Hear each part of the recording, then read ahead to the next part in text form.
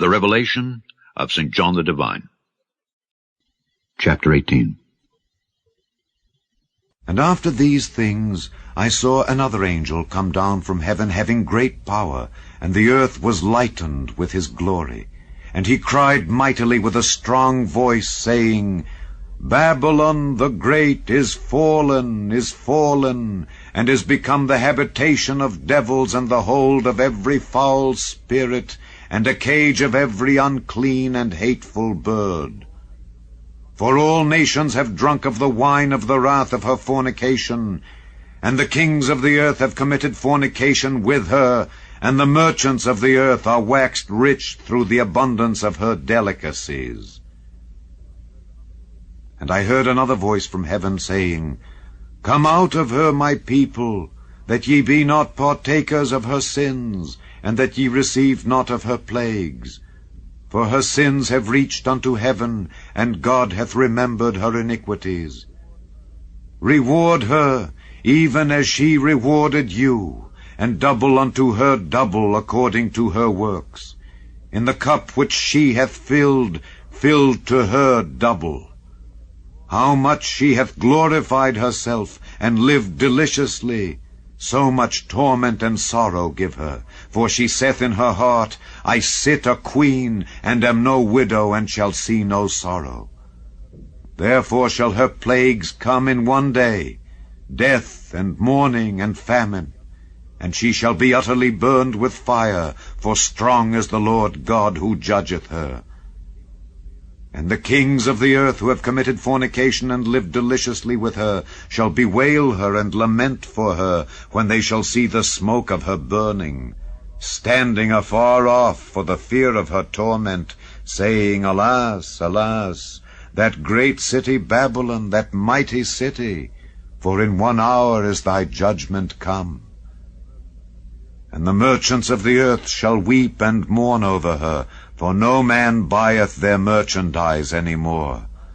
The merchandise of gold and silver, and precious stones, and of pearls, and fine linen, and purple, and silk, and scarlet, and all thyine wood, and all manner vessels of ivory, and all manner vessels of most precious wood, and of brass, and iron, and marble, and cinnamon, and odors, and ointments, and frankincense, and wine, and oil, and fine flour, and wheat, and beasts, and sheep, and horses, and chariots, and slaves, and souls of men. And the fruits that thy soul lusted after are departed from thee, and all things which were dainty and goodly are departed from thee, and thou shalt find them no more at all. The merchants of these things, which were made rich by her, shall stand afar off for the fear of her torment, weeping and wailing, and saying, Alas, alas, that great city, that was clothed in fine linen, and purple, and scarlet, and decked with gold, and precious stones, and pearls. For in 1 hour so great riches is come to naught.